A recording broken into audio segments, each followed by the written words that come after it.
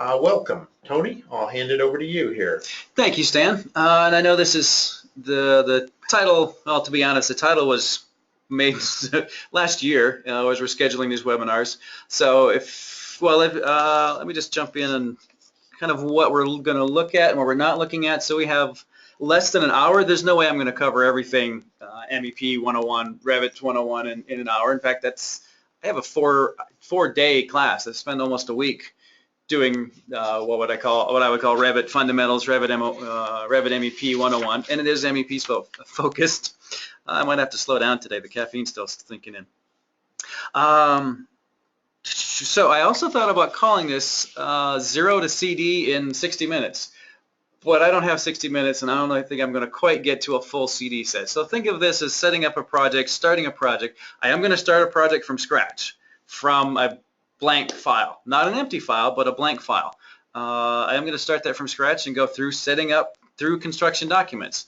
It will be a fast design. I'll have construction documents. Might not be a good design. It's going to be very simple because I only have like 45 minutes left or something. So it's going to be very fast. But the point is letting the software do the work. How much can we do? Can we do ahead of time? How much can we let the computer do it? If you keep doing, just like you've always done, you're going to get frustrated. And this is also kind of to answer the question that I get every once in a while, that projects, it takes longer in Revit, a manager doesn't like it. The first project, it took twice as long as AutoCAD. I'm like, well, yeah, if you put the learning budget, if you put your learning time in there, when was it, if somebody's doing a project in AutoCAD, you've already learned it. The standards are already in there. You've already nobody had to set up layer standards because that was done probably before you even started started working at the company. So anyway, kind of what to expect today. Looks like everybody's seen this. Making the jump to Revit can be a little bit daunting. It's different. It's not AutoCAD. It's not CAD. It's not computer-aided drafting. It's not drafting.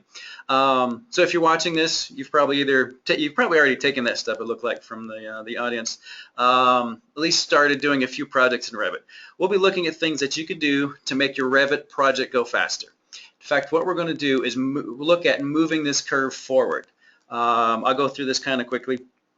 The blue line, number one, is ability to impact cost and performance. So on the left side, the preliminary design conceptuals, the client says, oh, sorry, I said a 3-story building. I meant a 4-story building. Okay, we can accommodate that. We can change that. It's not too hard. But as that blue line gets smaller and smaller, that change gets much harder to accommodate.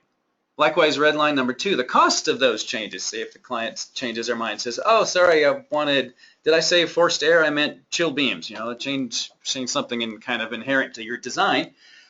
We can still change it, but that cost gets more and more expensive the further you go along. So that's the background of this chart. You want to make changes sooner when they're cheaper and easier. The black line in the middle, the curve in the middle, is the drafting centric. And I think for MEP, a lot of the consultants, most of the work is done during the CD phase, during construction documents. Not a lot during the preliminary schematic design. That's more on the architects. You're kind of waiting for the design to settle down before you start putting too many things concrete. What BIM does, Revit BIM, the green line number 4, tries to move that curve forward. I think it does, and that's what I'm going to be looking at today, is moving this curve forward. Doing as much work as possible and accommodating changes earlier on. In fact, I would even move this curve, much of what I'm going to look at today is moving this curve off to the left, off the chart to the left. And to do that, if you're taking screenshots, you're writing things down, this is probably the one screen to write things down. This is the bulk of what I did so that to enable me to hopefully in 40 minutes or less create construction documents from a blank file. I've added anything repeatable, anything predictable, anything that every project or even most projects have, add that to your template. If you know you're going to have schedules, luminaire schedules, mechanical equipment schedules, put those in your template. You put in the columns, Revit will fill in the rows. Put in the families, model families, tags, system families, which you can't have separately. If you've been in my class, I go into this just a little bit. But you can if you know you're going to need PVC pipe, if you know you're going to need a concrete pipe, some other pipe, put that ahead of time into your template. Once and done. Just do it once and not have to do it again and again. And Tony, I think the important thing here is that what you're stressing on the templates is very important. And since we have architects and structural people as well on this webinar, it's important across the board. We have so many people come to training and they get trained, but then we go out to their offices 3 months later and they've never taken the time to set up a template. And we ask them, or we recommend, please set up your template. Would you like some help setting up your template? Would you like template training? Would you like us to set the template up for you? All services we offer. No, no, no, no, we'll get to it eventually. And it kills your productivity if you don't have it set up correctly. It takes some time up front, like this curve. We want to move this curve forward. There's more curves, yeah. I found this one online and stole it from somebody else. It shifts it forward, and it's when it kind of gets at shifting it before the design. You can see that curve is going kind of off the end of the chart. And kind of getting to your point, Stan, I think sometimes people will start in Revit, and if they didn't prepare, it takes time to prepare up front. The curve might look more like this. Started the project in BIM, got halfway through it. Oh my goodness, we've blown through half our budget and we're not even to CDs yet. And then you switch back to CAD, and you end up spending, the worst part of the curve on both. It's kind of the worst of both worlds. So, yeah, if you're just looking to duplicate what you did in CAD, yeah, it's probably going to take you longer to do the same things in Revit. However, I'd say if you look for the tools and processes, things that you can do in Revit that you couldn't even do at all in CAD, then you've started to find ways to become more efficient and make the switch from what I call little BIM to big BIM, using the data. Start to think about all the other documents, and if you're looking for things, what else is in your deliverable package? Are there spreadsheets in there? Are there specs in there? Are there panel schedules that you do in other software? How many of these can you generate from within Revit? And how many of these can automatically be done in Revit? So, without further ado, let me get started. Any questions, Stan? Go to the real stuff. No questions yet. Okay. Where is Revit? There's Revit. Okay. So I've got Revit launched. That's it. I don't have any files open. I'm going to start by clicking my custom MEP template, starting a brand new file based on this template. I just clicked it. See, there's, this is what's in there. Actually, let me open. I'm just going to 3D view. I'm going to launch a 3D view. There's nothing there.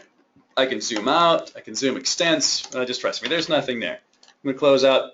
This is just kind of a launch splash screen, which is a good idea. I did this one with the sheet. I kind of did this last minute. So that project name, some of this data will auto-populate, so I will never have to type the project name, the project number, period. It'll appear on my sheets. It'll appear here. So let me get started. Flipping to my notes, to my cheat sheet. So I start a new file. First thing I want to do, let's go to power. I want to do a floor plan. Okay, there's my floor plan. There's nothing in it except these little cameras, I call them. So I'm going to insert, I'm going to link in a Revit file. And this is how you would start one. On a real one, I would do work sets, but just for the sake of time. So I'm going to go kind of fast through this. I'm bringing in a very simple building. In fact, I played architect, so it's a very, very simple building. Note that in Revit 2016, it defaults to origin to origin. That's awesome. So I'm going to link it in. I just went with the defaults, found this file, linked it in. There we go. You know what? I should save this file. Just give it a name, project B101, whatever. I'm a fan of having a good naming convention, but this isn't part of a real project, so I just type something in there. Okay, while it's in there, I do need to do just a couple kind of admin housekeeping. I need to make this room bounding. I hit the right button. And, oh, you know what I'm going to do? I'm going to switch back. Control-Tab is your friend. Oh, you see it's already started to be populated. That's what the building looks like that I linked in from the architect. If you haven't used Control-Tab, it's a handy little key. I will be using it a lot. I'm going to, a little kind of transfer project standards. There it is. A little bit of a housekeeping. I'm going to link in, or transfer in, project info. Watch what happens to this project name, project number, the address when I click OK. So I've clicked a couple buttons. I did transfer project standards and overwrite what I had in there, and bam! I never had to type the project name, the project number, the address. Do I have the address? I didn't. Oh, I did put the address in there. keep watching. See if I ever type the project name, the project number, the project address. As much data as I can use, I will use as much data as I can use to be redundant. Okay, so I've got that started up. I'm going to close this for now, honestly. Oh, and these are texts. You can put in the other team members. Just type those in there. Yeah, that's pretty much. You can type in deadlines. So you can put anything you want. I've seen some companies keep that simple. Some have a lot in there. Oh, I'm also going to pin this. I also forget that. Pin the building. That's probably about the only thing that I would pin. So I want to copy in, the first thing I want to do, I want to make sure my levels are correct. Because if the architect is building a building at 12-foot floor to floor, I don't want to have mine at 13-foot floor to floor. Oh, and there it is. This building is nicely second floor, or the roof is 16 feet, but mine is at 10 feet. So I could manually change that, but I really want to do a copy monitor, and I really recommend this for any project where you're consultants. If somebody else is managing the levels, you want to do the copy monitor process. And I think I have it set up. I can honestly just, monitor is a good idea. I'm just going to cheat and use copy. Level 1, bam. Level 2, done. So a couple clicks, I'm done. So now what happens is, if you see this little heart rate monitor, that indicates that it's being monitored. What that does is if the architect moves that level up or down, they can move it left and right. That's fine. In fact, I'm going to move mine left and right. If they move theirs up or down, or rename it, or delete it, as soon as I get their updated file, Revit lets me know. Okay, so I think I've got the setup done. The things that were unique to this project, a couple things I couldn't do ahead of time. I would also do copy monitor levels and grids. Just for the sake of time, I'm going to skip that because you can see them at least. I should crop these views before I forget. Show crop region, make active, and that's good for that one. Okay, so I'm in a power view, power plan view. Let's throw in, and honestly, I'm going to do one thing that isn't on my script. I'm going to make this, come on, halftone. Oh, okay, I'll do that somewhere else. I'm going to throw in a power panel, starting to put in electrical equipment, lighting appliance panel board, 208 MLO. That should work. I'm just going to go with 100 amp. I'm going to throw it on this. So what I'm thinking of, what this building is, it's something very simple, something that I could do quickly.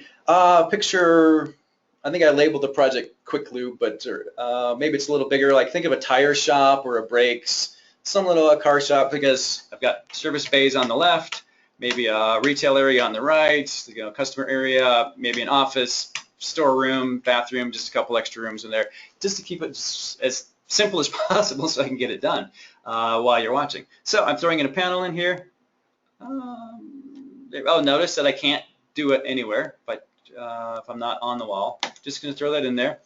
And, oh, did you notice it's got a question mark? That's the tag. It's reading data. Watch what happens. I'll select this panel. I'll look at its properties. I do need to change a couple properties. The first one being its name. Panel name, because I'm just creative, I'm going to call it PP1, and bam, it already knows its name. And that will come up later. So notice that I typed PP1. I did have to type that once.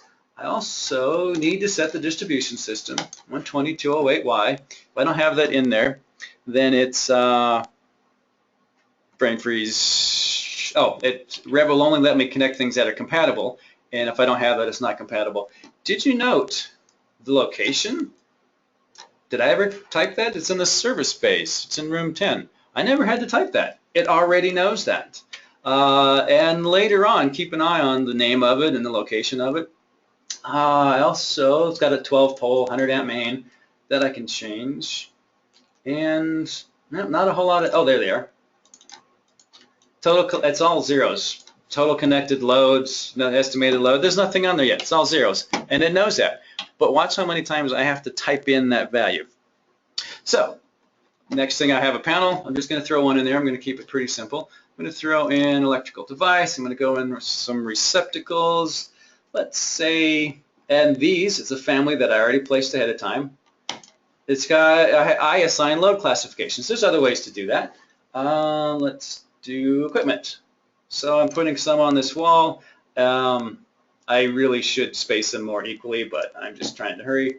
Let's do power general on the side. So I've got these spaced out. In fact, I'm kind of a keyboard person, so I'm just gonna circuit in this one room. I type DI for dimension. Let's say, whoops, I missed. Dimension that, dimension that. One more time. Dimension from that end to this end. So I was really sloppy on this because I figured, yeah, the design's going to change anyway. Oh, but turns out it didn't. So now, typing these exactly 12 feet apart. And let's do this one, 12 feet. I revised it instantly, which is where Revit gets its name. Trivia question that will probably never come up at a bar. Is Revit comes from the name Revit comes from revised instantly. So I put those in there, and then later I came back and put in a dimension. So a lot of things in Revit are forgiving, not everything. So I threw those in there just at a random place, and then came back later, put them in the exact place, or I could have put them at an exact place to begin with, which might have made more sense. Any questions?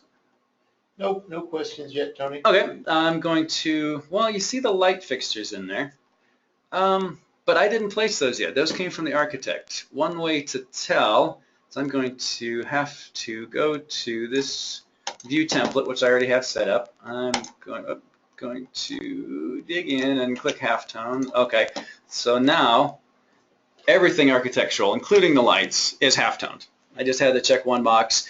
If this was a 10-story building, I just fixed that on all 10 stories. This is a 1-story, so didn't benefit from the economy of scale quite there. Lighting, ceiling plan, ceiling electric. Okay, I'm going to go to the lighting plan. I actually need to do the same thing. No, I don't have one set up for that. So these lights, okay, I'll click on these lights and see, see the whole building turned blue. That's because it's the architect's building, it's the architect's lights. But the architect's not doing the circuiting. They're not really going to do the final lighting layout. In fact, as I look at this, I think they might have too much light in there. So I need to put my lights in there. What I'm going to do on the Collaborate tab, we have the copy monitor again, just like we did with the levels, like you should do with the grids. We do the same process again. This time I'm going to do batch copy, something that might not be in the Revit architectural books. I'll have the opportunity to specify batch type mapping. I'm going to find light fixtures on the left. I do want to copy them individually, but I'm going to allow batch copy. And when I do that, I want to specify type mapping so that the light that's in there, it's a pendant light, linear, 2 lamp, 48. The architect, I happen to know this already because I cheated and looked ahead, used 277 volt, but I already know that I want to use 120 volt. So what I'm doing is wherever the computer finds that light, it's going to replace it with that light, because I know that the architect used the wrong type. And I could switch it to anything. I could make it a round pendant, but this is all I'm going to do. And copy this over, brings them in, and to put them in a slightly different place. Well, that's honestly pretty easy to fix. I'm going to select everything. MV is a move command, and you get your standard snaps. So for right now, I'm just going to copy them. I'm going to ignore that and deal with that later. Oops, I should have copied a little better. So for the sake of time, let's, you know what? I don't want to see the architect's lights at all. So I'm going to hide those. Just going to dig in a little bit deeper. And if I'm not talking, I can go even a little bit faster. Lighting, fixtures, and done. Now the architects are hidden. That's something that I probably could have done ahead of time and saved myself that 10 seconds of clicking. Okay, so I have lights in there. I did the copy monitor, the batch. Oh, for lights, you know what? I'm going to do, how are we doing on time? I'm okay on time. Oh, I need to finish this. Forgot to hit that big green check. I'm going to just do a little bit with a light switch. So, we might do, if we have time, I'll do a light switch. Single pole. I'm going to throw in just a couple of switches. I'll put them near this door. I'll put them a little bit farther apart just so that you can see it. Come on. Now keep in mind that what Tony's doing here is, as you're seeing right now, is mostly electrical, of course. But you know what you really want to be looking at is the inherent principles behind what he's doing. Yes. That he's setting up things so that the software manages many of the issues. Many of these same things can be done, more or less the same if you're doing mechanical or if you're doing plumbing or piping or whatever else it may be. So look at the larger principles rather than the picks and clicks that Tony's doing right now. Thank you, Stan. Since I'm in a lighting plan, you know what? I'm just going to circuit all of these. I'm going to throw them all on the same power circuit. I'm going to select panel PP1, which is the only panel in there, and it appears with the name that I typed in just once. I don't have to type it again because I did make it compatible. Bam! I just circuited that up, and it knows where the home runs is. It put in the wires. If that's not where you want the wires, you can manually, delete those and throw in the wires however you want to show them. So I could do this, but you know what? This is still kind of assume this is a DD phase or an SD phase building. It's probably going to change anyway, so I don't want to spend too much time making it look perfect, but I'm going to get design in there because, oh, by the way, they're going to send this out for bid even before the design's done. Hopefully no one's ever had that happen, but yeah, I've heard of that happen. What honestly I think a little too often. It's like, yeah, we need to put everything in the model because it's going to be bid. What? You're not even in CDs yet. But anyway, okay, so I circuited that up. Done with the lighting plan. I'm going to go back to the brain freeze to this plan, power plan. I'm going to do some more circuits, circuit that up. Bam, that one's done. I'm going to put this one on its own circuit. Maybe it's for the air compressor in this building. I'm going to move that just because I am a little bit picky about how it looks. Did you notice that the lines point at this panel? The home run lines automatically point. So let's see, 1, 2, 3 clicks. I circuited that up and added wire, including a home run. If I wasn't talking, it'd be even faster. See that the home runs automatically go there. The wires have tick marks automatically. If you don't want to see the tick marks, it's just a couple of clicks to turn them off for the whole project. And on electrical settings, I can go to those. Under wiring, show tick marks. Yes, no, or always. I can change it right here. I'm going to cancel out of that and keep them on there. Because, and I probably should have practiced this just to make sure, if instead of a home run, you're sharing, I don't know if anybody noticed, there was 3 tick marks on this wire. Now there's 4. It just gained a conductor automatically. Whether that's how you want to show it or not, whether you want to also gain a neutral or a ground rather. Neutral. That may or may not be what you want to do, but it did it automatically. I'll move this out of the way just so you can see it. Okay, just arcs, just grips. Let's see, what else? We added switches, we added lights, we circuited them up. So remember this panel that I did type the name? I'm going to create a panel schedule, and bam, it's done. I didn't have to, well, it might not be done. I might want to tweak it a little bit, but it knows the name. Did you see that it knows the location? I never had to type that one in. Where did that come from? It's reading it actually from the architect's file. It knows its phases, number of wires. It's pretty simple. Keep hitting all the wrong buttons. And this is new. It started populating all the circuits down the left side, down the odd numbered leg. That can be changed. Let me switch back to a floor plan. Remember the electrical settings I brought up? Under General, we now have the option Revit 2016 and 2015 R2. The circuiting sequence. As I add those circuits, I started with the lights and added some receptacles.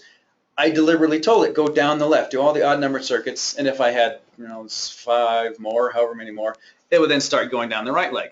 Or you could do it by phase, which might make sense. Group by phase, but I've already started going down odd and even, so I'm just going to leave it there. In fact, I'm going to cancel out of that. That's kind of cool. It's a small thing, but I think it's really useful.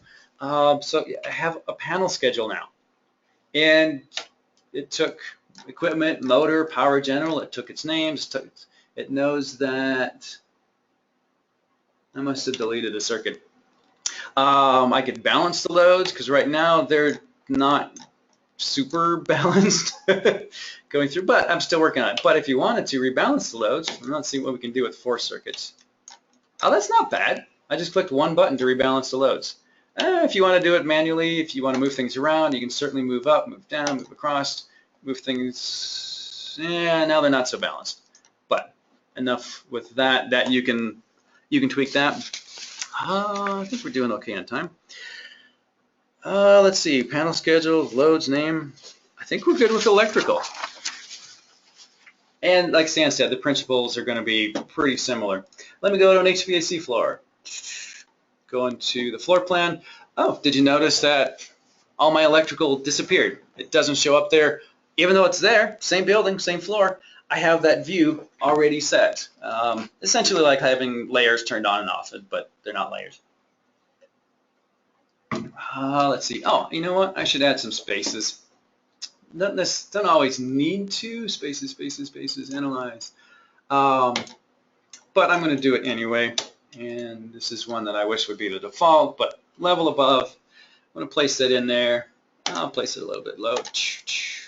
Just adding spaces. It's automatically generating numbers, 101, 102, and in the order that I place them. But I already know that this doesn't match the architect, so let's see, how many clicks is this going to take me? The hardest part is finding it. Click 1, enter, and I just renamed all mine to match the architect's. Room 10, 11, 12, 13, storage, office. Oh, now I know what the architect wants. This is a restroom, this is storage, etc. And did you notice that this is named service space? Remember where we saw that before? The panel that knows its location is in this room, is in the service bay room, even though I didn't even know what that was before. The computer already knew that.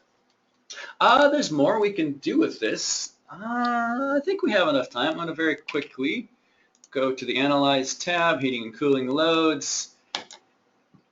And, well, I'll point out a couple things. It already knows it's an automotive facility. I never had to type that. That took that from the architect's file. It knows it's in Denver. So you know what? I'm just going to hit calculate. And I have, very quickly, peak cooling loads, peak heating loads. So I can start doing some sizing. I had to add the spaces to do this part. And I can run this report again every time the building changes, if the architect moves things around, raises the roof, lowers it, adds more rooms, whatever. If, assuming that I give the right, assign the right types to the right space type to the spaces, it knows. Well, let's see, what do we have? Actually, probably, I forgot something. When I added these, I could have saved myself some time by assigning the space type. I meant to do that because I have them preset and I forgot. User error. Come on, there it is. Space type. I can tell the computer, oh, this should be good. I can demonstrate it once before. Automotive, where's auto? Oh, it's under G for garage. This space is in garage. It's got an area, BTU, etc., etc. It's occupancy schedule. You can customize any of these values. I'm going to go with the default. I believe they're pulled from the ASHRAE value. Restroom. So this is going to take me a couple of seconds because I should have done it ahead of time, but I forgot because, you know, in front of a live audience. Space type. What did I say this was? This is a restroom. Thank you. Restrooms. Choose that type. Storage, space type. Make this storage. I do like that they added the search active. Yeah, make that active storage as opposed to inactive. I'll make this space type office. Office enclosed, yep. So it's pulling a lot of data. I just have to click one item, and it's pulling all the ASHRAE values, the heating, cooling loads, the lighting density, power density, occupancy schedule. It's pulling all those values. Actually, see if I can spell retail. Yeah, let's just go with that for right now. Remember that report that I did? There's reports, loads reports 1. Peak cooling load, 115.9 thousand BTUs. I'm going to run it again. Bam, bam.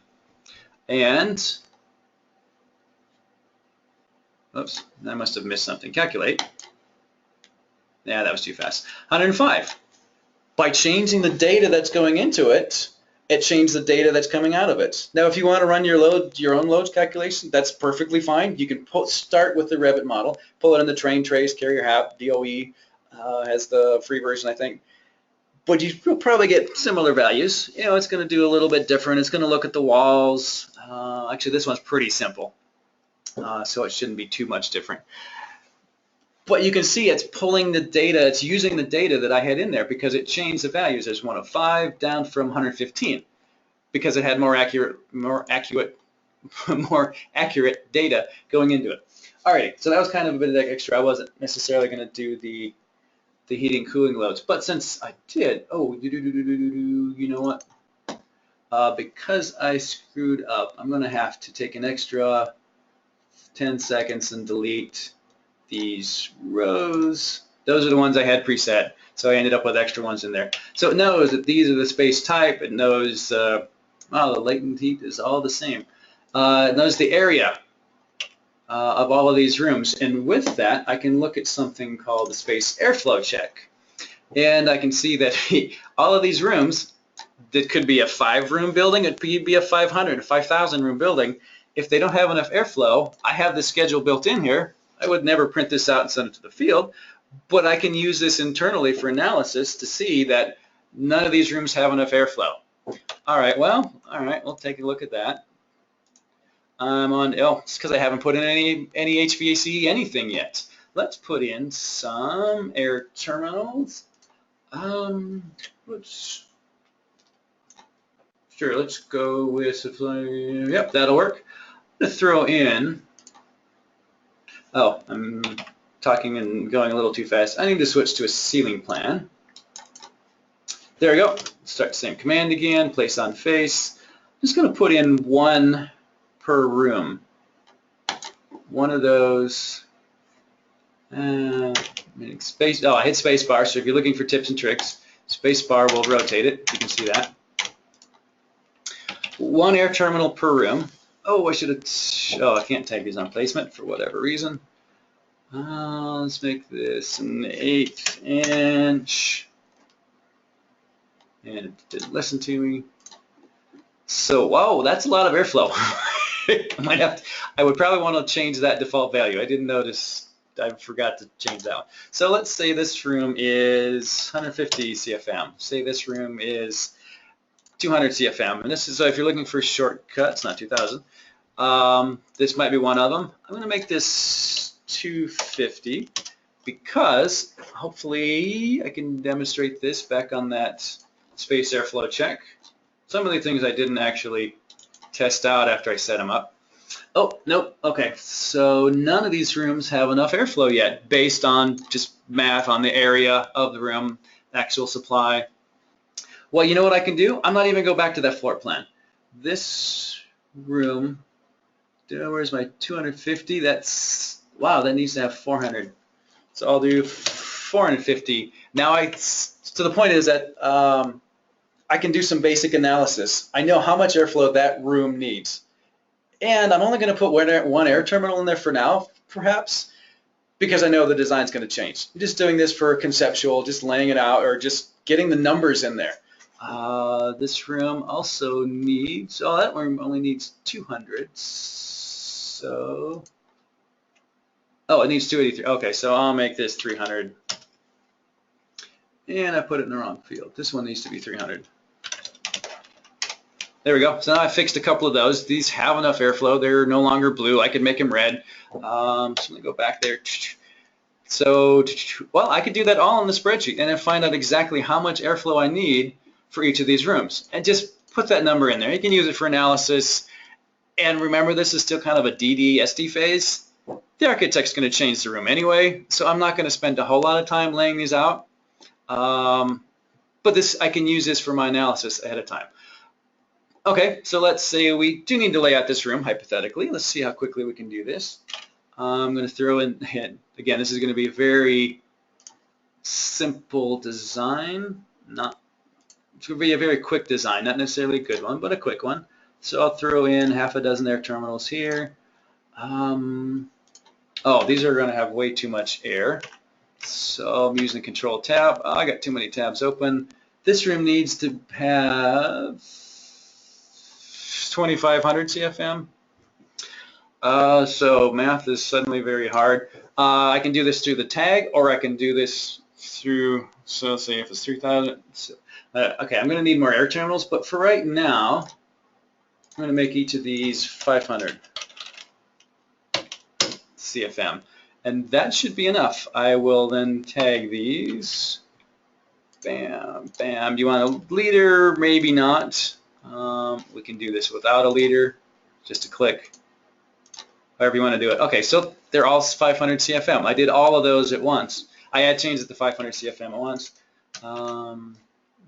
Cut some of this. There we go. And cool. Now this room has enough airflow in it. And I did the layout. All right, so what can I do with this layout? Well, let's make this into a circuit or a system. Oh, I don't need those. The filter. If you're not using the filter tab, the tool, there's another nice thing. You can select a whole floor plan of items and then filter down to just the ones you need. I'll create a duct system. I'm going to go with the default name, and I'm done with that. If I was thinking ahead instead of talking, I would have put in the mechanical equipment first, and that would have saved me a couple of clicks. Going to choose air handlers, VAV. I'll go with the size 4. And I remember to put it 10 feet above the floor this time. Sometimes I forget, and it ends up on the floor if you don't type that one in. And let's throw it roughly in this other room. Say it's there. And I know the design's going to change anyway. But now that I have this,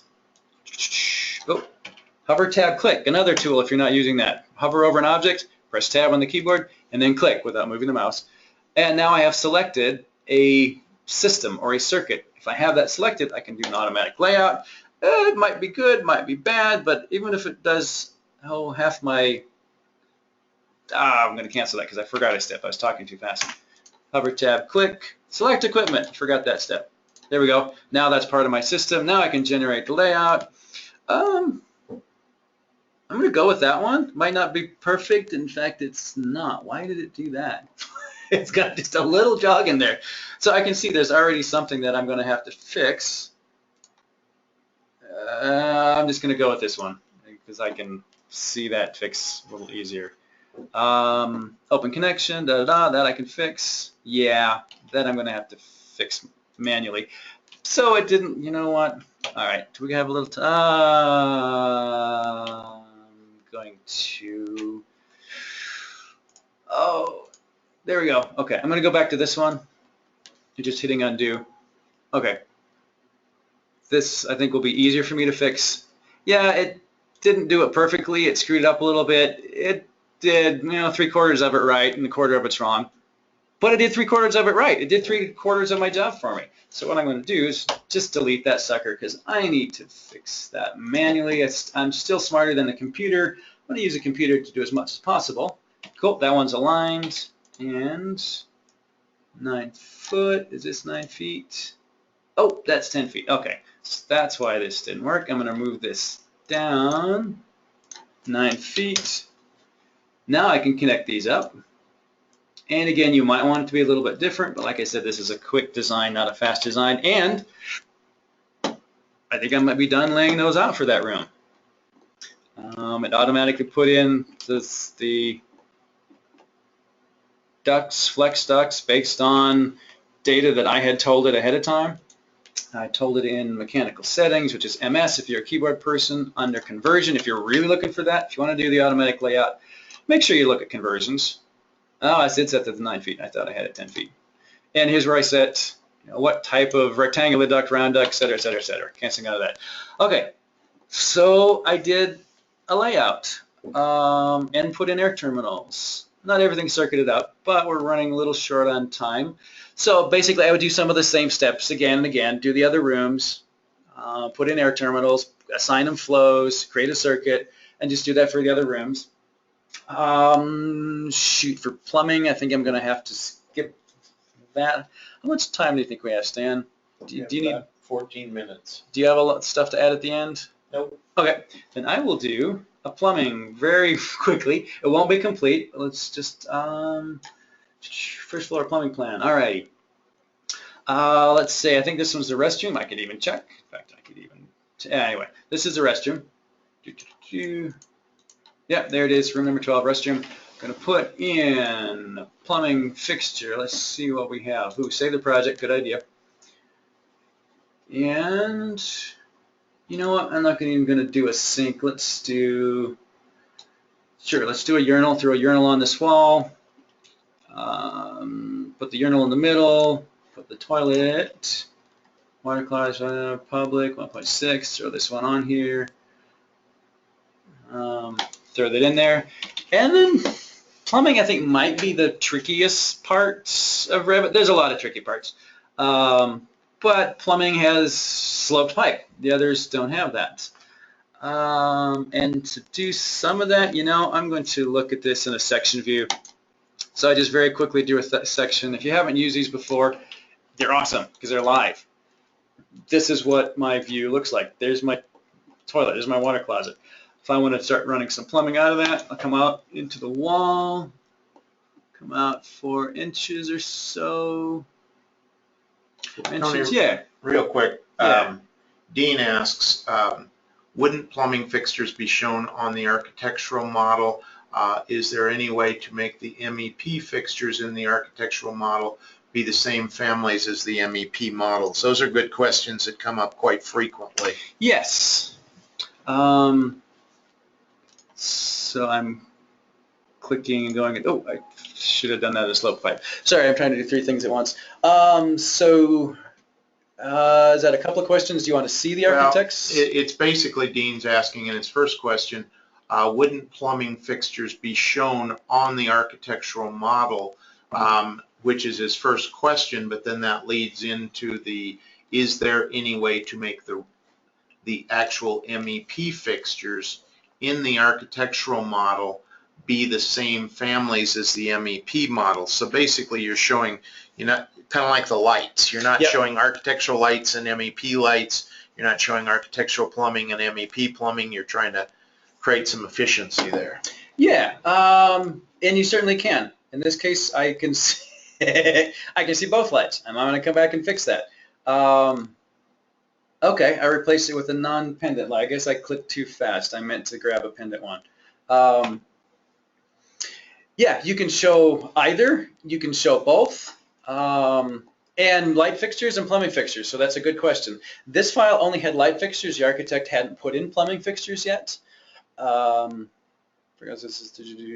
yes, you know, typically yes, you would have the architect showing location for the plumbing fixtures and showing them in the architectural model, but the actual workings of the plumbing wouldn't necessarily be in the architectural model. And there's a couple different schools of thought on that. And I'm usually take the side of, once you put in the MEP plumbing fixtures, lighting fixtures, then I turn off the architect's lighting fixtures because I might need to move those. Like in this floor plan, the architect probably has too many lights in there. Maybe they just laid them out. That's what they wanted to look like. But they hired me as the electrician, as the electrical engineer, as the lighting designer. I want, my lights are going to take precedence because mine are going to be probably right. Theirs might be wrong. I might need to meet spec, too many watts per square foot or not enough. So you can do it either way. You can show the architect's lights. You can even long-term show their lights and then just circuit up to, you'd have to create a small family, like a little junction box, and assign the load to that. And then you can circuit up to that, use that for your loads, use that for your analysis, use that for your wire connectors, but still showing the lights in their model, from their model linked in through yours.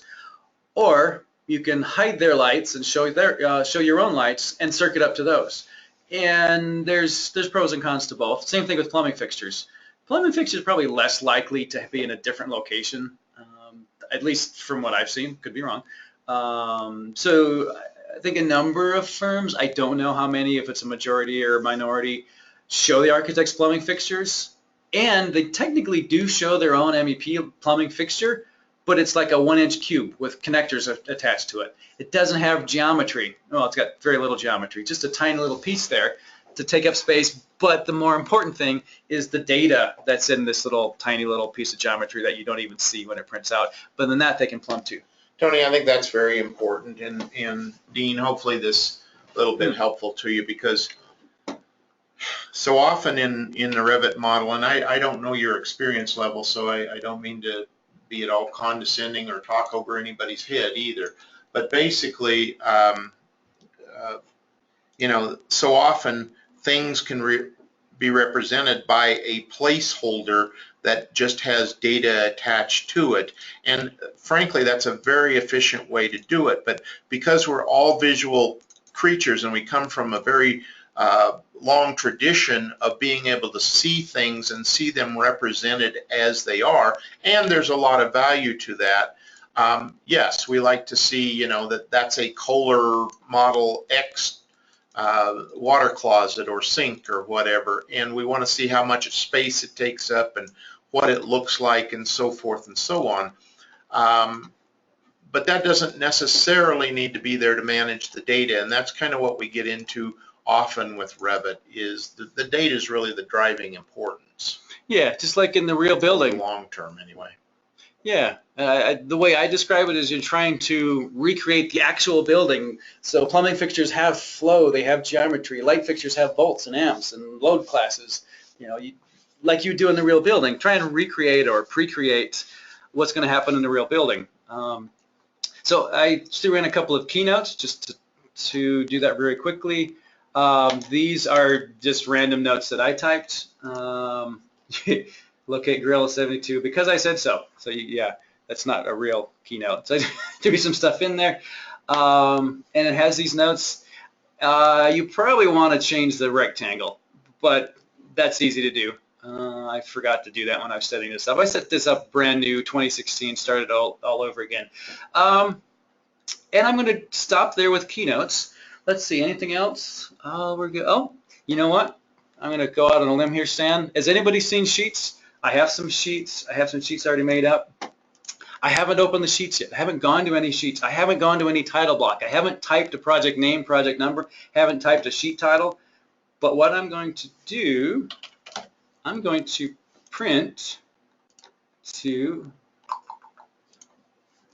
PDF. I'm going to not even go to my sheets. I'm just going to blindly click print, and we'll see what happens because I'm that confident, touch wood. Preview, select, MEP set, make sure I set this up. I have print settings set up in my template, so these are already there because you have the same plotter, the same printers for every project, and your company might have 2 or 3, maybe half size, full size letters. So I just chose that from there. I chose. And notice Tony's using as his PDF reader Bluebeam, which is an excellent tool for doing these things. Bluebeam is not an Autodesk product, but it is a very, very competent tool for PDF and collaboration. All right, I'm going to throw this. Yeah. Project MVP 101, print set. Oh, caps lock was on. And I'm just going to hit OK. I have not looked at a single sheet. So let's see what this looks like, and we'll see. Oh, would you look at that? I have a sheet. There's my electrical, E101. E101, it's got the name of the project. It's got the name of the store. It's got my project number. Actually, it's got the architect's project number. That's probably one thing that I would go there and change. I've got a layout already on the sheet. Oh, I forgot to crop that one apparently. I have lighting fixture. It tells me already, I never counted. There's 15 of those light fixtures. There's 5,700 lumens. I have 3 different receptacles. 2 of them are equipment, 5 of them are just general power. I never had to count those. Let's see what the second sheet. Oh, I have another sheet. First floor lighting, RCP. Oh, first one was power, this one's lighting. Oh, I have notes on this already because I had those ahead of time in my template. I'm always going to have notes on a sheet. I might as well pre-populate them. Yeah, I'll need to customize them per project, but that you'd have to do anyway. Oh, it's like I duplicated that one. Third page is mechanical. There's my mechanical space airflow check, I can see how much airflow is going per room and even per terminal. This is what's called a nested schedule. There's only a very few things in Revit that can make a nested schedule. It combines rooms with air terminals. Mechanical equipment, I only have one. It's type mark 1. You might want to call it, VAV1. I probably could add that. It knows what room it's in. It's in the service space. I never had to type that. It pulled that from the architect's file. I've got a system in there. Let's see, next page. These sheets are ready to go. I just blindly hit print because I had that set up ahead of time in my project. Plumbing, I never did finish the plumbing. I need to go back and finish that. I've got a urinal in there and a water closet. That's as far as I got. I didn't type in a manufacturer model number, but it has that count already. And I got one more page. Let's see what's on the last page. Oh, a plumbing ISO that I never actually never finished the plumbing. I have an ISO started. You can kind of see the one pipe that I started to put in there, and that's as far as I got. But I already have that on my sheet. Now that one I might need to tweak and clean up a little bit. Yeah, probably. Oops, I didn't mean to close that, but questions. Let's see, can Revit MEP produce a one-line diagram? Who asked that question? Dean did. Yes, it can, if you draw it in there.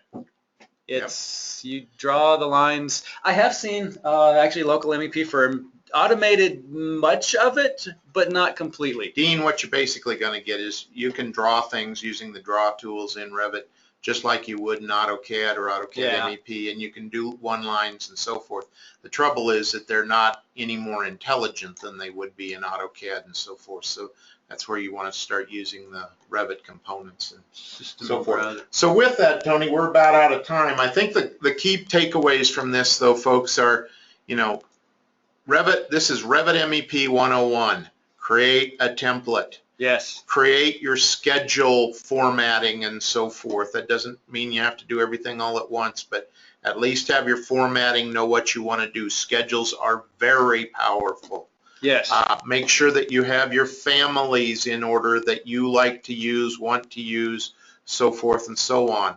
Learn to, for the HVAC and so forth, learn to use rooms and spaces and what they mean and how that they can greatly assist you with the quasi-engineering process of this. You learn to use circuiting, learn to use the tools and the data. The data is your friend if you use it correctly. And then learn the differences, because there are differences between Revit MEP and Revit architecture, as we've discussed a little bit. And most of the things in Revit architecture are simply visual tools with some data to them, but the MEP stuff, while it's a little bit different, really has the guts and the glory to it to get the building built. Yeah, so if you can start with that, then you can get rolling pretty well. And I wouldn't be afraid of, like Stan said, tackling the data. It might take a little bit of extra time, extra steps to put in the spaces. It's like, well, I never had to do that before. Why would I do that now? Yeah, take a little extra time, and then you'll reap the benefits. You'll save time later over and over again. Same with the circuits. I didn't wire things up in AutoCAD, but if I do it in Revit, I have a panel schedule done for me. Put a little extra time up front, moving that curve forward. Putting a little extra time up front, you'll benefit from it later. And Dean asks, one last question here. Dean asks, can Revit MEP produce output for manual J heat loss calculations? I'm going to say yes, asterisk. I think out of the box, manual J is not something that they've been focused on. It tends to be, and I could be wrong, I could be completely remembering this wrong. Manual J is more residential. Revit's primary market has been more commercial, so I think they've been putting in tools and features that benefit commercial more. I think it can be used. You will have to do some tweaking. There's no button that says manual J calculation. That it does not do. But I think you can put in some stuff that will help with that. To what extent, I honestly don't know. I think Brian might have done a webinar on that. Well, Dean, what I would say is, if you want to and you have the time, we'll volunteer this, that if you want to send over an example of what you're trying to achieve and get into that manual J process, we'd be happy to take a look at it for you and then kind of give you some guidelines to work from, but without actually seeing it, it's kind of hard to do right off the bat. With that, folks, it's we're a little past time. Oh, 1 minute pass.